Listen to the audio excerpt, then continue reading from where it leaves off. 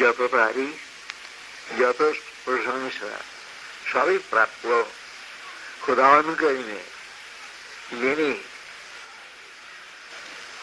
রব্বিল আলামিন। যত আলম আছে, যত জগৎ আছে, যত বিশ্ব আছে, সকলেরই পয়দাকারক তিনি। আর রব শব্দ কুরআন শরীফের মধ্যে ৬,০০০ জায়গা রয়েছে। রব শব্দের অর্থ খালি পয়দাকারক নয়, পয়দাকারক আর পরিপোষক, পরিপুষ্ট করা। যে নিয়ত আছে সেই নিয়তকে পূর্ণ করবার জন্য যত কিছু উপায় অবলম্বন করা, তিনি সেই সমস্ত উপায় অবলম্বন করেন। দুনিয়াকে সৃষ্টি করেছেন আর সেই দুনিয়াকে ক্রমে পরিশোভিত করতে আছেন। আর যে পর্যন্ত তার উদ্দেশ্য পূর্ণ না হবে সেই পর্যন্ত দুনিয়ার উন্নতি হতে থাকবে, কিয়ামত আসবে না। দুঃখের বিষয়, আমরা পড়ে যাই সূরা ফাতিহা, কিন্তু সূরা ফাতিহার মধ্যে কি আছে সে আমরা খেয়াল করি না। এখানে আছে 7টি আয়াত শুধু, তার মধ্যে 3টি হচ্ছে কোরআন কারীমের গুণের বায়ান, আর 4টি আমাদের কি কর্তব্য। প্রথমে বলা হয়েছে আলহামদুলিল্লাহ রাব্বিল আলামিন, যত তারিফ, যত প্রশংসা, যত সেজদা সবই প্রাপ্য খুদাওয়ানকারী। আর তিনি রহমান ও রহিম, দয়ার সাগর। তিনি খালি দয়ার সাগর নয়, তিনি বখশিশ করনেওয়ালা। আমাদের যত বান্দার যত কিছু গুনাহ, যত কিছু ত্রুটি, হযরত রাসূল করিম সাল্লাল্লাহু আলাইহি ওয়াসাল্লাম তার উম্মতের জন্য দোয়া করবেন আর খুদাওয়ানকারী আগরার থেকে বখশিশ করবেন। তো বখশিশ করনেওয়ালা হচ্ছেন খুদাওয়ানকারী, আর কেউ বখশিশ করতে পারবে না। আর সেই খোদার উপর বান্দার চাই সম্পূর্ণভাবে আত্মসমর্পণ করা। মানুষ হতে হলে বসিত্বকে দূর করতে হবে কিংবা বশীভূত করতে হবে, ইন্দ্রিয়গুলিকে দমন করতে হবে, জীবগুলিকে দমন করতে হবে, আর তাছাড়া অন্তর ইন্দ্রিয়কে দমন করতে হবে। আমরা আমাদের মধ্যে সকলেই মধ্যে খোদি আছে, আমিত্ব আছে, অহমিকা আছে। যে পর্যন্ত আমরা অহমিকাকে বর্জন করতে না পারবো সে পর্যন্ত খোদার রিজার লাভে এই দুনিয়ার বুকে সম্ভবপর হবে না।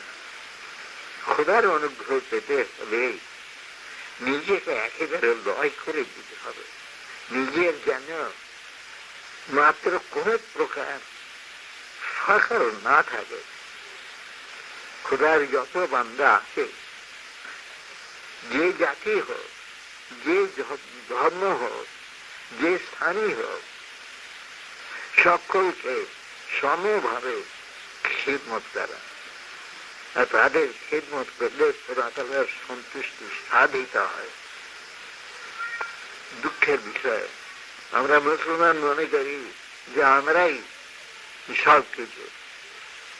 খুদাওয়ানকারী যত বান্দা সৃষ্টি করেছেন সকলের মধ্যে তার রূহ আছে, তারই শরীরের অংশ আছে। আমি যদি কোনো বান্দাকে যদি একটু ঘৃণা করি তাহলে খোদাকে ঘৃণা করা। আপনার সন্তানকে যদি আমি ঘৃণা করি তাহলে আপনাকে ঘৃণা করা। দুঃখের বিষয়ে আমরা তা বুঝি না। তো সেই জন্যে আমাদের চাই খোদাকে পেতে হলে প্রথমে অহমিকাকে একেবারে ত্যাগ করতে হবে, ঘৃণাকে ত্যাগ করতে হবে, ঈর্ষাকে ত্যাগ করতে হবে, দেশকে ত্যাগ করতে হবে, জীবনকে ত্যাগ করতে হবে, আর সারা প্রান্তে গিয়ে খোদার বান্দার সেবা করতে হবে। তাম প্রকৃতি দেখুন, প্রকৃতির দিকে একবার খেয়ে দেখুন, একবার অনুধাবন করুন। প্রত্যেকটি গাছ, প্রত্যেকটি পাতা, প্রত্যেকটি পাখি, প্রত্যেকটি পশু, প্রত্যেকটি জীব খোদাই গুণকীর্তন করে। সে সাথী হবে। তখন দেখুন যখন পাখিরা ডাকতে থাকেন, ডাকে কি? খোদাকেই ডাকে। তাদের নিজের প্রত্যেকের নিজের স্বতন্ত্র স্বতন্ত্র ভাষা, আর সেই ভাষা দিয়ে খোদাকে ডাকে। আর মানুষ নিজের চিন্তায় এত গর্বিত শুয়ে থাকে, পাখিরা ডাকছে, মোরগেরা ডাকছে, উঠো, খোদাকে ইয়াদ করো, ইবাদত করো, আর তারা ঘুমিয়ে নিদ্রায় থাকে। বড়ই আফসোসের কথা। যাই হোক, আমাদের মনে করতে হবে যে খোদা অনুকরী বড়ই অনুগ্রহ করে আমাদেরকে সৃষ্টি, মানবকে সৃষ্টি করেছে, যিনি একাধিক অনুগ্রহ বান্দার জন্য করেছেন। সেই বান্দার কর্তব্য কি? আজ আমরা এই শুনলাম, যা কিছু বলছি সমস্ত রেকর্ড হয়ে যাচ্ছে। কোন জিনিসের বিনাশ নাই মসজিদে। আর যা আমরা ইবাদত করি সমস্ত পুঞ্জীভূত হয়ে থাকে।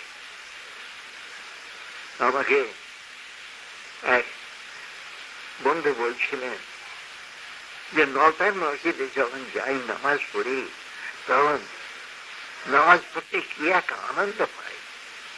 আবার অন্য মসজিদে গেলে সেখানে মনে হয় উঠলে উঠতে পারলে হয়, উঠতে পারলে হয়।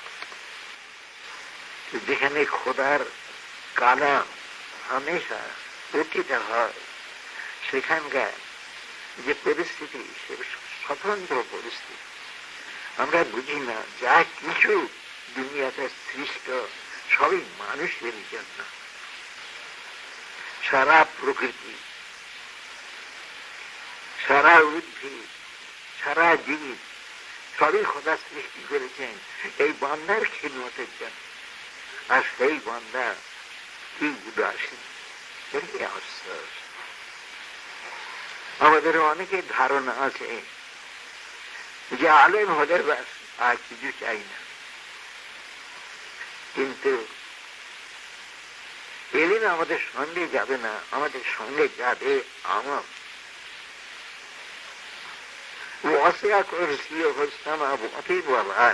আমরা কোরআন শরীফে পড়ে থাকি, খুদান করিম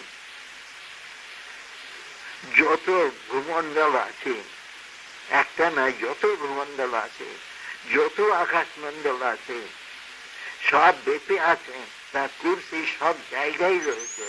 আর তাছাড়া যেখানে কিছু নাই, জমি নাই, পানি নাই, বায়ু নাই, সেখানেও খোদা বিরাজমান। আর সেই খোদাকে মানুষ যদি একটু চেষ্টা করে, এই মহব্বত যদি হাসিল করে, নিজের পশুত্বকে দমন করে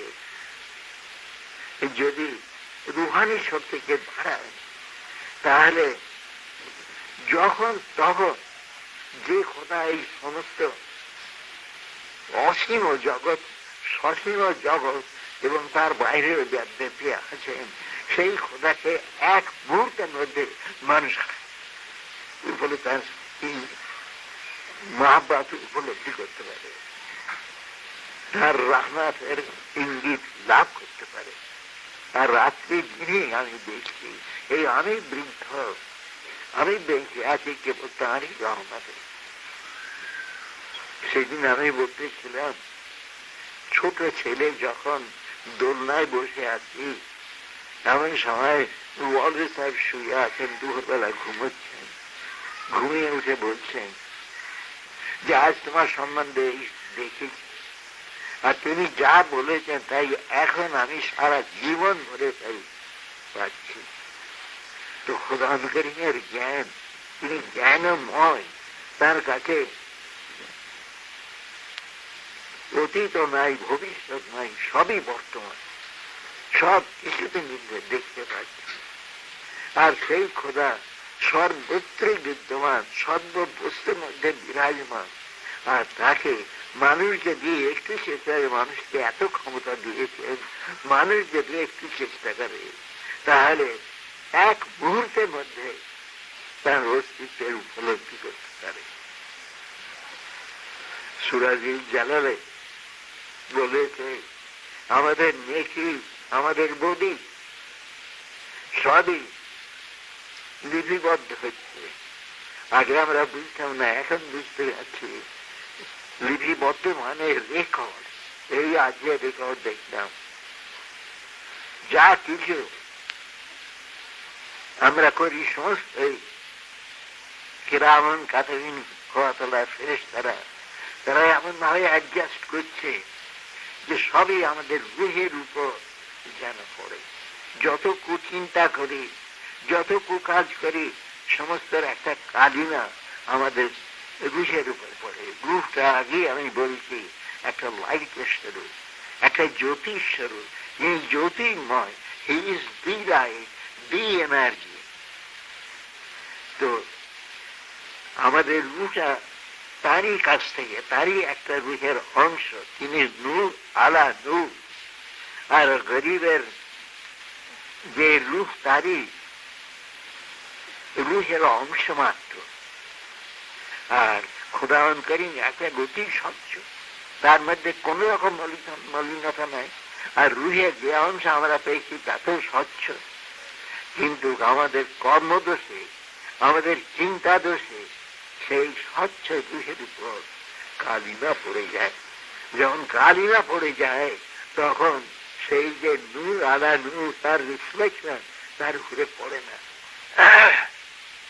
একটা দর্পণ নেন, পরিষ্কার যদি থাকে, একটা আলোর সামনে যদি রাখেন, তাহলে সেই দর্পণ দিয়ে, স্বচ্ছ দর্পণ দিয়ে চারিদিকে আলোকিত হয়ে যায়, আলোকের ছটা চারিদিকে বিস্তৃত হয়। আর যদি সেই আয়নাতে ময়লা পড়ে থাকে তাহলে যতই চেষ্টা করেন না কেন তার থেকে আলো বেরোবে না। তো সেই রকম আমাদের রুহেতে যদি কালিমা পড়ে যায় তাহলে যতই জ্ঞান হাসিল করো না কেন কিছুতেই খোদার সঙ্গে লাগা পয়দা হবে না। খোদার রিফ্লেকশন, সেই নূর আলা নূরের রিফ্লেকশন আমার রুহের উপর পড়বে না। কাজে কাজে তার নৈকট্যে আমি হাসিল করতে পারবো না। আমরা ভুলে যাই যে যা কিছু আমরা করছি সমস্তই রেকর্ড হয়ে যাচ্ছে। যখন আমরা মরে যাব তখন দেহ চলে যাবে, ইন্দ্রিয় চলে যাবে, আহার চলে যাবে, বিহার চলে যাবে, সবই চলে যাবে। কেবল থাকবে রূহ, যার বিনাশ নাই। যে রূহ খোদারই রুহের অংশ স্বরূপ, সেই রুহের বিনাশ নাই। সেই রূহ যাবে রূহ হাসার দেয়। আর সেই রুহের উপর সমস্ত রেকর্ড থাকবে। যে চিন্তা আমরা করেছি, যে কাজ আমরা করেছি, সমস্ত তারই উপরে রেকর্ডে হয়ে থাকবে। সেই জন্য বাবা সাহেব আমাদের চাই আমিল হওয়া। আলিম হলে এলমে আমাদের সঙ্গে যাবে না, বরঞ্চ এলম আমাদের হিসাবুল রাখবে। আমি আলেম, এই বলে যে একটা অহংকার এ সকলেরই মধ্যে আছে। যে গ্রাজুয়েট, যে হাকিম, যে মাওলানা, সকলের মধ্যে সেই খুদি আছে। আর এই খুদি যাবে না, যাবে কেবল আমাদের যা কিছু কর্মফল আর চিন্তা ফল। আমরা সাধারণত মনে করি যে কাজটুকু নিয়ে আমরা অন্যায় কাজ করি সেইটুকু যাবে, তা নয়। আমরা চিন্তারই বেশি অন্যায় করি। যত শিক্ষিত লোক সকলেরই মধ্যে খুদি আছে, সকলেরই মধ্যে রিয়া আছে, সকলের মধ্যে কম বেশি ঈর্ষা আছে, হিংসা আছে, দ্বেষ আছে। এইগুলির থেকে মানুষ যদি পৃথক হতে পারে, এগুলিকে যদি বর্জন করতে পারে, তাহলে খোদার সান্নিধ্য সহজে লাভ করতে পারে। দুঃখের বিষয়, আমরা সর্বদাই গায়ের খোদাকে চিন্তা করি। আপনারা সবাই বসে আছেন, দেখুন চিন্তা করছেন যে এখান থেকে উঠে গিয়ে কোথায় যাব, কি হবে, এইসব। যাকে সব থেকে ভালোবাসা যায় তারই চিন্তা সকল সময় মনে আসে। আপনি যাকে সব থেকে বেশি, আপনার যদি একই ছেলে থাকে আর তার উপরে যদি আপনার সম্পূর্ণ মহব্বত যদি থাকে, তাহলে যেখানে থাকেন সেই ছেলেরই কথা আপনার সর্বদা মনে পড়ে। আর দেখুন, আমরা সবই ধনমত্ত, সংসার মত্ত, সম্মানের পিপাস, ক্ষুধা পিপাসও কজন আছে।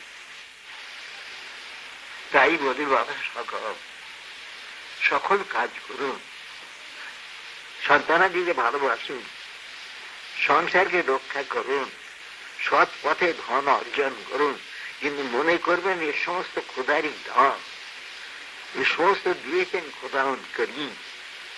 তিনি আমাদের আহার দিয়েছেন, আমাদের সম্মান দিয়েছেন, আমাদের সংসার দিয়েছেন, আমাদের উপার্জনের জন্য ধন দিয়েছেন, সবকিছু দিয়েছেন। আর তাকে আমরা কতটুকু চিন্তা করি? দান নিয়েই অস্থির। আমরা সবই অধিকাংশই ধন পুজো, খোদা পুজো খুবই কম দুনিয়ার মধ্যে। আর যদি আপনি যে মুহূর্তে আপনি দান থেকে দাতার উপর অধিকতর আকর্ষণ পয়দা করবেন, ঠিক সেই মুহূর্তেই দেখবেন খোদান করি আপনার কত নিকটবর্তী। আপনি এক পা যদি খোদার দিকে বাড়ান, খোদা আপনার দিকে 10 পা বাড়াবে। আপনি খোদার আশেক হয়ে যান, খোদাই আপনার আশেক হবে। এমন খোদা ইসমাইল যে শিক্ষা, এই শিক্ষাকেও বুঝতে হবে। আমার জীবনের এই উদ্দেশ্য, আমি যে আপনাদের সাথে ঘুরে বেড়াই, আমার বড়ই ইচ্ছা আমার বাবারা যেন খোদার আশেক হয়। সকল সময় যেন সব কাজ করুন, তারই সঙ্গে যেন খোদারই কথা মনে থাকে, সেই চিন্তাটাই যেন প্রবল থাকে। এই কথা আপনি কোথায় শুনবেন না, যেখানে শুনবেন মৌলভীওয়ালাদের কাছে কেবল শুনবেন দুর্গমের ভয় আর বেহেশতের জয়, কিন্তু খোদাকে কি করে পাওয়া যাবে সে কথা কেউ বলে না। আর যারা প্রচারক তারা নিজের জ্ঞানের জন্য মুক্ত, নিজের খোঁজের জন্য অস্থির। সেই জন্য এইগুলিকে যদি আপনি বশীভূত করে খোদা যে শক্তি আপনাকে দিয়েছেন সেই শক্তিকে যদি বর্ধিত করেন, তো দেখুন খোদা আপনাকে হার মুহূর্তে আপনারই সেবায় প্রস্তুত থাকবেন। আশ্চর্য হয়ে যায় যে খোদা সমস্ত পৃথিবী নিয়ে ব্যস্ত।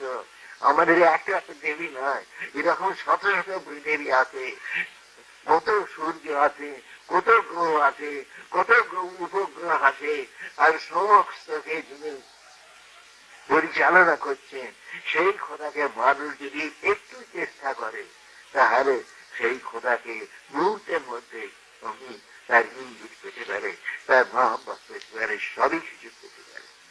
খোদা এত দরদ তার বান্দার জন্য যা বলা যায় না। আর দুঃখের বিষয়, আমরা সেই খোদাকে ভুলে আছি। অধিকাংশেই আমরা সংসার পুজো, দুজনকে সমান ভাবে পূজা করা যায় না, দুজনকে সমান ভাবে ইবাদত করা যায় না। একজনের যদি 2 স্ত্রী থাকে, সেই 2 স্ত্রীকে ঠিক সমান ভাবে ভালোবাসতে পারে। তো সেই রকম দান আর সৃষ্ট আর স্রষ্টা দুইকে সমভাবে মানুষ ভালোবাসতে পারে না। সৃষ্টিকে ভালোবাসেন, কিন্তু সব থেকে অধিকতর মহাব্বত রাখুন স্রষ্টার প্রতি। তাহলে দেখবেন এই দুনিয়ার মধ্যে, দেখবেন এই দুনিয়ায় আপনার বেস্ট হয়ে যাবে, বেস্ট নেমে আসবে এখানে, শান্তি নেমে আসবে এখানে। অনেক সময় আমি দেখেছি যা কিছু চাওয়া যায় তাই পাওয়া যায়, এত অনুগ্রহ। সামান্য একটি বান্দা, 317 কোটি বান্দা রয়েছে, আর তার মধ্যে একটি বান্দা যদি এক সময় একটু যদি কিছু যাত্রা করে, অমনি খোদান করিমের ছাড়া পাওয়া যায়। তাই বলি সকল এমন খোদাকে যদি আমরা না চিনতে পারি, আমাদের জীবনের বিষয় আমরা ছেলে পুলের জন্য কত কিছু করি, আর পিতার ভক্তি নেওয়ার জন্য, মহব্বত নেওয়ার জন্য ছেলেরা কত চেষ্টা করে, কিন্তু যিনি পিতার পিতা, সকলেই পিতা, তার জন্য আমরা কতটুকু মহব্বত রাখি, কতটুকু চিন্তা করি। তাই বলি বাবা, সকল কাজের মধ্যে, সকল চিন্তার মধ্যে তার চিন্তাকে প্রবল রাখবেন। পয়সা লাগবে না, কড়ি লাগবে না, কিছুই লাগবে না তার চিন্তা করতে। তাই একবার চিন্তা করুন যে তার বান্দার প্রতি কত অনুগ্রহ। আমি সবাইকে বলি তাহাজ্জুদ নামাজ পড়তে, আর তাহাজ্জুদ নামাজের পর কিছু সময় মোরাকাবা বা ধ্যানে বসতে। ওই সময় ধ্যান করতে হবে কেবল খোদাকে। চেষ্টা করুন যখনই আমরা নামাজ পড়ি তখনই দুনিয়ার সমস্ত চিন্তা এসে আমাদের ঘেরে, কিন্তু রাত্রিতে যখন সমস্ত প্রকৃতি নিস্তব্ধ থাকে, সন্তানাদি ঘুমিয়ে থাকে, সেই সময় সুযোগ সহজতর হয় খোদার দিকে সমস্ত চিন্তা শক্তিকে নিয়োজিত করা। খোদা আমাদের দেহ ভঙ্গি দেখেন না, যিনি দেখেন আমাদের অন্তরটি কোথায় আছে, কি চায়। আর সেই অন্তরের মধ্যে যদি দুনিয়াবি চিন্তা আসে, খোদা সেখানে দূরে চলে যায়। খোদা চান না যে তার সঙ্গে, তার আসনে দুনিয়াবি বস্তু স্থান পায়। তাই বাবা সকল একটু চেষ্টা করুন সমস্ত অন্তরটিকে দিয়ে গৃহময়কে চিন্তা করুন। দেখুন কি পান, একদিনে না হোক, দুদিনে না হোক, 3 দিনে না হোক, এক সময় পারেন। যদি আপনি চরিত্রবান হন, যদি আপনার নাফস দমন থাকে, আর যদি নাফস দমন না থাকে, হাজার আপনি ইলম হাসিল করুন, কিছুতেই খোদার সংস্পর্শে আসতে পারবেন না, খোদার অনুগ্রহের উপলব্ধি কখনো করতে পারবেন না। তো অনেকে বলেন না, চেষ্টা করি, আমার পড়ার সময় চেষ্টা করি, কিন্তু মন আমার অন্যদিকে যায়।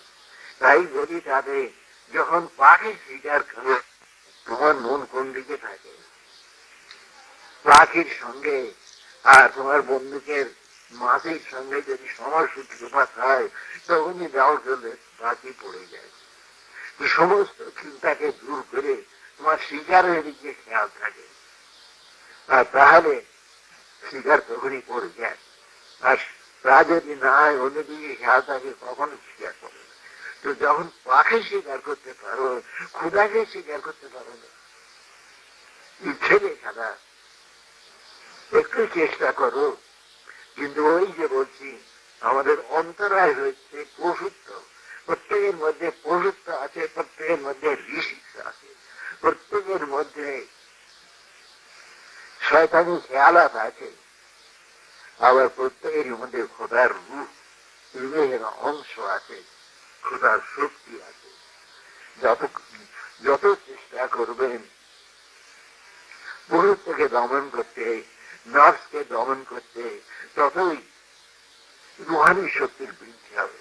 আর যতই রোহানি শক্তির বৃদ্ধি হবে, ততই খোদার রহমত নানাভাবে উপলব্ধি করতে পারবে। তখন জীবন সার্থক হবে। এই দুনিয়ার ভিতরে মানুষ খোদাকে নিজস্ব করে নিতে পারে।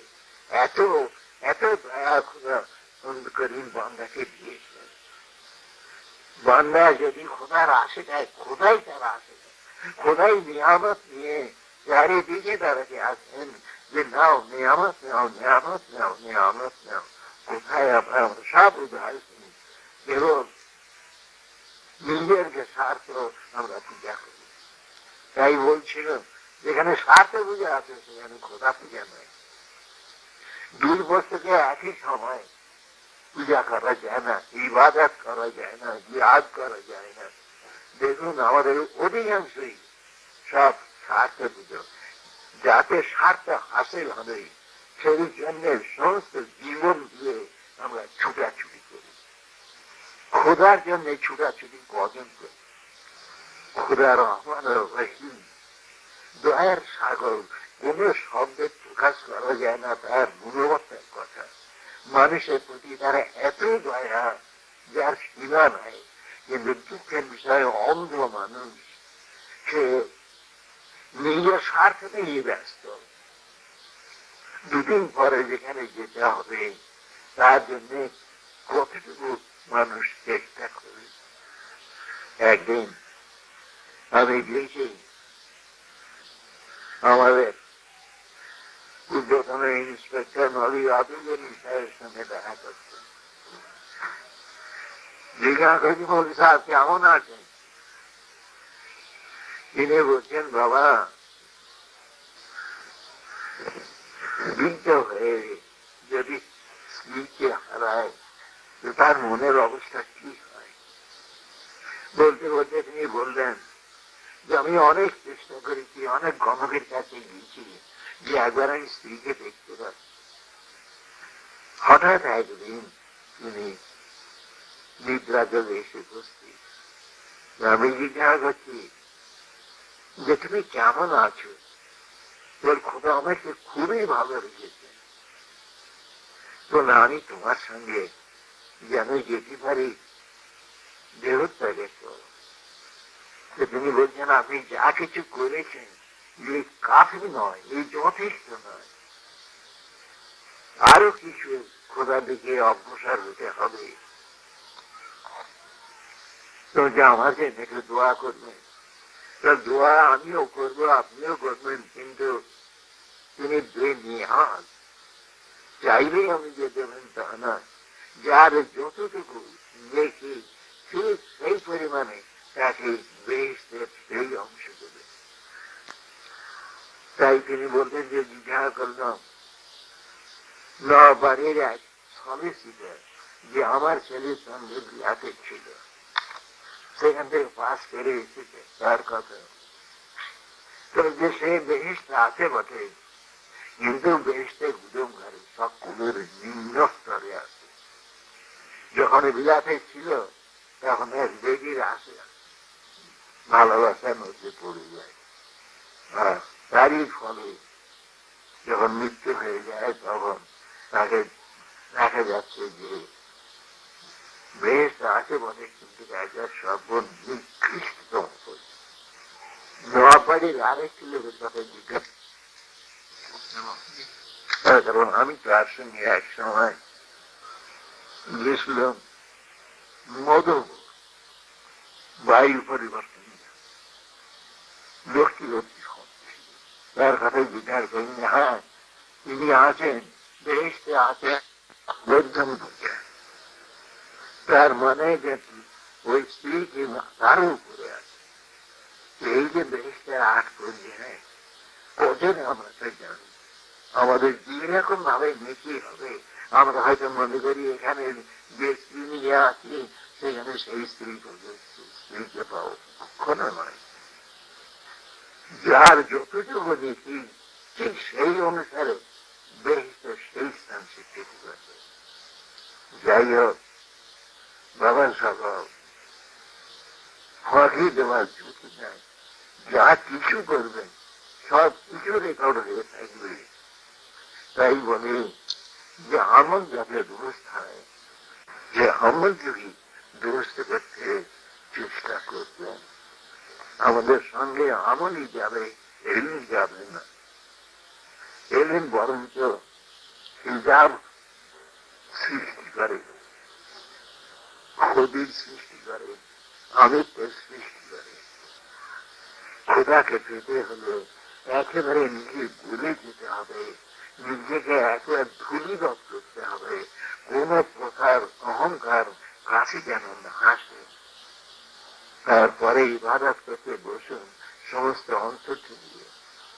আমি জানি যে একটি স্ত্রীলোকের কথা জানি, একটি পুরুষের কথা জানি, যে ওই বলছিল যে যখন ধ্যানে বসেছে নামাজের পর, আজ নামাজের পর চিন্তা করতে করতে এমন অবস্থা হয়েছে যে নিজে হারিয়ে ফেলে, নিজের হাসতে যেন লোক হয়ে গেছে, খোদার প্রেজেন্টের মধ্যে প্রবেশ করে আনালহাক হয়ে গেছে।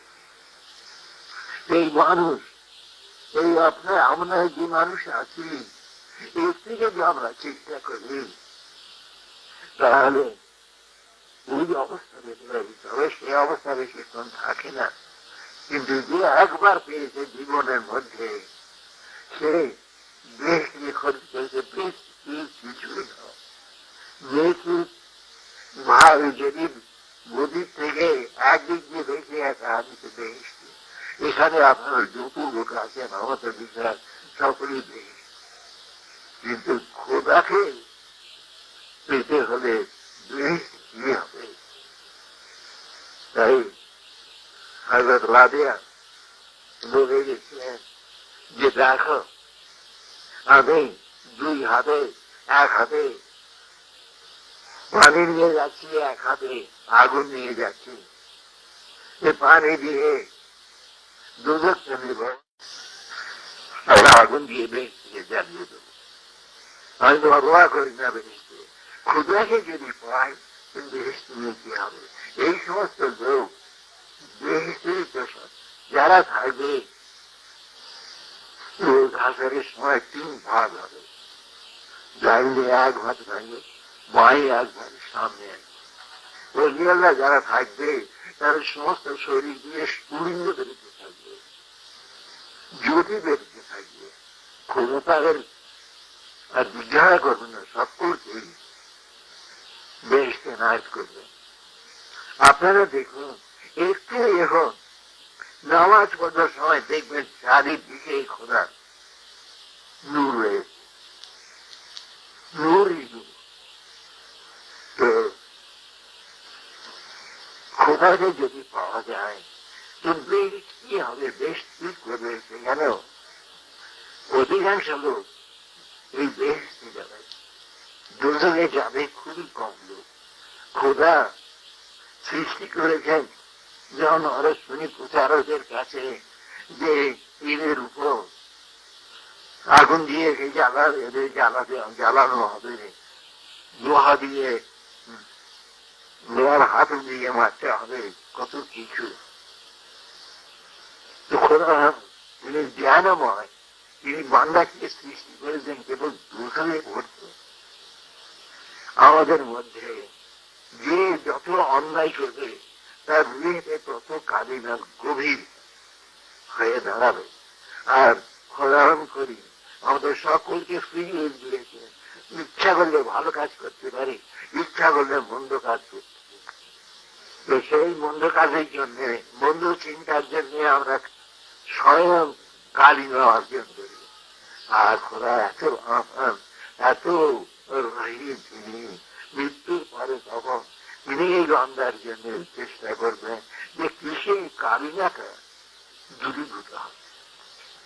এই বান্দার কালিমা, অন্তরের কালিমা থাকা দূর করে তাকে প্রমোশন দেবেন বেহেশতে।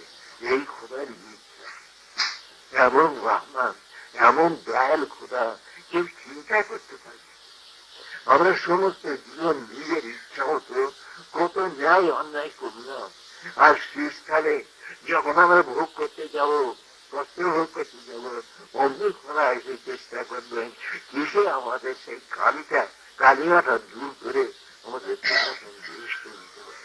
কেবল নাচতেই যারা, তাদেরই অভিষেক হবে না, কিন্তু তাছাড়া যাদের কালিমা যত হালকা, সে বেহেশতের তত উপস্থিত পর্যায়ে যাবে। তো সেই জন্য চিন্তা করে দেখুন যে খোদাউন করিম কত দয়াময়, দয়ের সাগর, যা কথা তারা আমরা প্রকাশ করতে পারি না। আমরা মানুষ, আমাদের জ্ঞান সসীম, আমাদের ভাষা সসীম, কিন্তু তার রহমত অসীম আছে।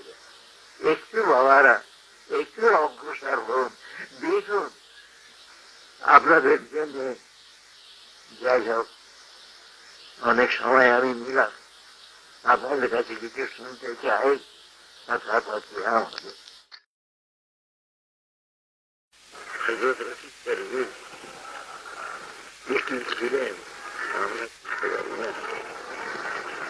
কোরআন করে নিজে আসতে পারেন না, সেই জন্য তাকেই করেছিলেন আমাদের শিক্ষার জন্য। 40টি বৎসর পর্যন্ত কোথায় কোথায় এই রেয়াজত করেছেন। তারপরে তারপরে 23টি বৎসর দেখুন কত শত্রুতা, কত লড়াই, কত কিছু যে আমাদের মধ্যে হবে, আর যা দেখে আমাদের শিক্ষা নিতে হবে। তিনি কখনো কোন শত্রুর সঙ্গে শত্রুতা করেন না। তারা নিজের উপর কত রকম নির্যাতন করেছে, কখনো কাকেও বদ্ধ করেন নাই। নিজে অতি গরিবানা ভাবে জনজনের বাচ্চা অতি গরিবানা ভাবে কাটাতেন, এমনকি পাথর বেঁধে সেটি জ্বালানি গরম করতে হতো। কিন্তু যা কিছু তিনি করে গেছেন স্বামী আমাদের শিক্ষার জন্য। তো রাজপুরুষের মর্তবা অত্যন্ত বেশি, যদি ভক্তির সঙ্গে আদায় করা যায়, সাল্লাল্লাহু সঙ্গে খাস যদি ভক্তির ভালোবাসা যদি পয়দা করা যায়, তাহলে দুনিয়া পৃথিবীর অনেক কিছু। তাই বলছিলাম ওই এতে কুশকালে তারা কত কিছু দেখছে। এক সময় দেখে চাঁদ উঠেছে, তো চাঁদের মধ্যে বসে আছে তাদের পেয়ারা। অজ্ঞান হয়ে পড়ছে, 2 ঘন্টা 3 ঘন্টা 5 ঘন্টা হয়, অজ্ঞান হয়ে পড়ে আছে, কোন কথা নেই। ছেলে পেলে কোন রকম চিন্তা নেই। পাখি শুনছে, পাখি দেখছে, পীর কোথায়, পীর কোথায়, পীর কোথায়। কেউ দেখছে ফুল গাছগুলি ফুল ফুটেছে, আর পীর যখন চলে যাচ্ছে তখন সেই দিকে সমস্ত ফুলগুলি সমস্ত গাছগুলি ফেলে গেছে।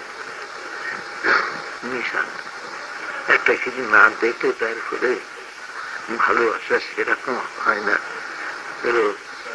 তারা কি স্ত্রী কি পুরুষ এই কালকে চিঠি পেয়েছি, তার মধ্যে কত স্বপ্নের কথা, কত কিছু। যাই হোক, মা এক মহাব্বতে খোদা এক তুষ্ট, আর মহাব্বতে একমাত্র জিনিস যাতে করে খোদা পর্যন্ত মানুষ পৌঁছতে পারে। এমন অনেক লোক আছে যেখানে যাচ্ছে সেখানে নিজের পীরকে ওই চোখে দেখে। সেদিন একজন খোদার আসে, তিনি এক চিঠি লিখেছেন যে 3টি পাত্র আছে। একটা হলো বড় পাত্র, যেমন কলসি আছে, পানি আছে, আর একটা আছে গ্লাস আছে, তাতেও পানি আছে, আর একটা আছে পেয়ারা আছে, তাতেও পানি আছে। সবগুলোর মধ্যে একই পানি। সেই রকম খোদা অন্তরিমের এত অনুগ্রহ, তার মধ্যে যে নূর রয়েছে। নূর মানে আমরা বুঝি না, নূর মানে শক্তি, নূর মানে এনার্জি। তো সেই যে এনার্জি আছে, সেই শক্তি আছে, সেই শক্তি তিনি হযরত করিম সাল্লাল্লাহু আলাইহি ওয়াসাল্লাম তো দেহ, তার দেহের মধ্যে সীমার মধ্যে যতটুকু আসতে পারে সমস্ত শক্তিটা দিয়ে আমাদের এই শিক্ষার জন্য পাঠিয়েছে। আর প্রত্যেক বান্দাকে তার সেই নিজের শক্তির অংশ এমন কোন লোক নাই যার মধ্যে রূহ না আছে, আর রূহটা হচ্ছে তারই শক্তি।